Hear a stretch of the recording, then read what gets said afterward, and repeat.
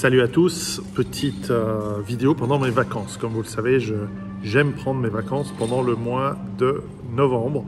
Nous sommes fin novembre, je suis en Turquie et je voulais partager avec vous une petite élucubration à propos de l'inflation. Alors, je suis aussi dans le lobby de l'hôtel, c'est en basse saison, il n'y a personne. J'ai tout le bar pour moi.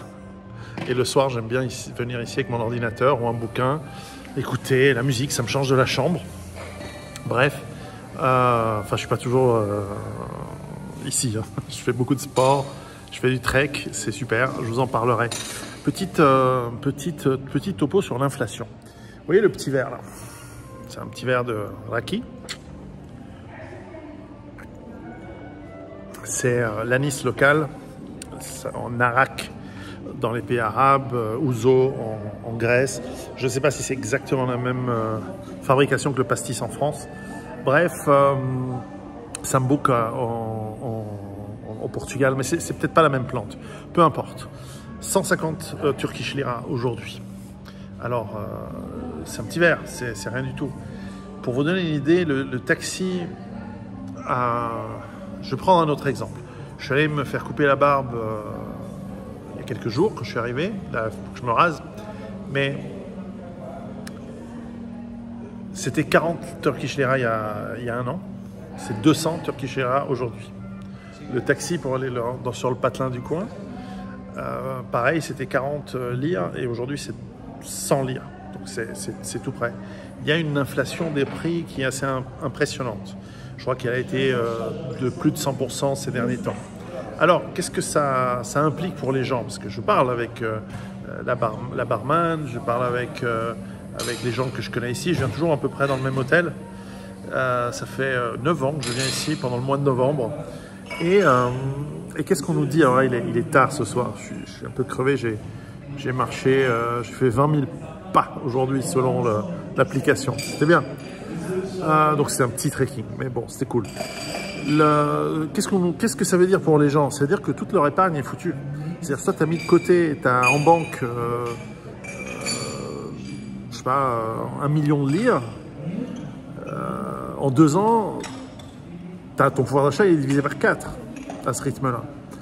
Et donc, si 1 million de lire te permettait d'acheter une voiture, par exemple, et bien là, tu peux plus. Tu peux à peine t'acheter une mobilette, une moto, quoi, à peine. Et donc, ton épargne est pulvérisée. Et ça, c'est un drame pour tous les gens qui épargnent, pour tous les gens qui... Et il y en a ici, hein, qui mettent de l'argent sous leur matelas, ou pour la plupart, qui mettent leur argent à la banque. C'est complètement un désastre. Et donc c'est terrible, cette inflation. Je voyais au marché, je suis passé dans le marché de la ville du coin. Ceux qui me connaissent, vous vous souvenez, j'avais déjà mis des vidéos de ces magnifiques marchés avec des superbes légumes. Je suis allé voir les vendeurs qui sont en fait des fermiers locaux qui viennent vendre une fois par semaine leurs produits. Donc je négocie, je suis allé voir avec eux pour des graines, etc. Mais j'ai vu les prix. Les prix ont explosé. Donc c'est très dur. Et ils me disent tous, les gens achètent moins. D'ailleurs, la surface du marché a été divisée par 2. Parce que les gens ont des plus petits stands où il y a moins de commerçants qui viennent. Exactement à la même date que l'année dernière, il y a 2 fois moins de commerçants. Au lieu de 2 étages, il n'y en a plus qu'un seul. Et les produits sont toujours magnifiques, il y a toujours tout. Mais voilà, ils disent, les gens achètent moins, les gens achètent moins cher, ils vont sur le moins exotique. Alors heureusement, il y a toujours des touristes, mais c'est pas simple. Donc c'est dur pour les gens. Tout ce qui est importation, pièces détachées pour bagnole deviennent hors de prix. Hors de prix. Donc tu as une égratignure sur ta bagnole, tu dois changer une pièce de moteur, tu dois changer un truc, tu es dans la merde. C'est très très cher. Et les salaires n'ont pas suivi l'inflation. Ils ont suivi un peu, mais pas complètement. Donc le pouvoir d'achat s'est effondré. Et on le sent partout que c'est difficile. Et même l'hôtel, je remarque qu'il rogne sur les réparations. Tu vois qu'il y a plein de trucs qui étaient un petit peu cassés l'année dernière, qui sont complètement cassés cette année. Alors que c'est censé être un hôtel plutôt de bonne gamme. Pardon. on sent cette crise, on sent cette difficulté qui se répand. Et voilà, c'est terrible. À votre santé, les amis. Et bref, c'est une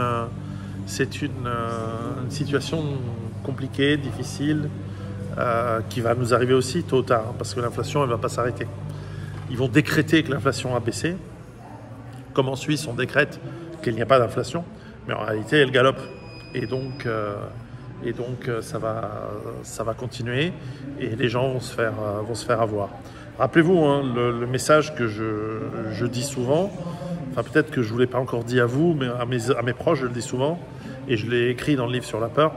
Il y a deux phases dans toutes les économies. Il y a une phase où comme dans une ferme, il y a une phase où on engraisse le bétail, et il y a une phase où on l'amène à l'abattoir. Bon, devinez dans quelle phase on est. Et donc financièrement, ça va être l'halali sur la classe moyenne, sur les pauvres, on n'en parle même pas. Et ça, c'est une phase importante des effondrements. La phase d'inflation, la phase d'appauvrissement des gens. Parce que là, en plus de l'inflation, parce qu'il n'y a pas que ça, j'en parlerai dans cette putain de vidéo que je dois faire depuis longtemps, il y a toute la partie stagflation. C'est-à-dire qu'en plus, l'économie va mal, alors que les prix montent. Normalement, quand une économie va mal, au bout d'un moment, les prix rebaissent parce qu'il y a moins de demandes. Mais là, non. Là, ça continue, pour plein de raisons que j'expliquerai dans cette vidéo économique.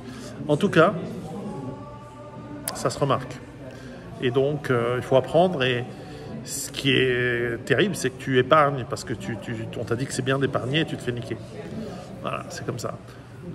L'idée, c'est que tu dois investir ton épargne dans des choses productives, dans des choses utiles, dans ta formation, dans ce que tu sais, dans ce que tu sais faire, dans les outils et dans ta préparation. Acheter les filtres, acheter les boîtes de raviolis, comme dit Charles Sana. Les prix vont doubler d'ici l'année prochaine, donc au moins tu as une boîte de raviolis, tu as une pelle et tu as la connaissance pour une compétence donnée. Ça, c'est ce qu'on doit faire avec l'argent.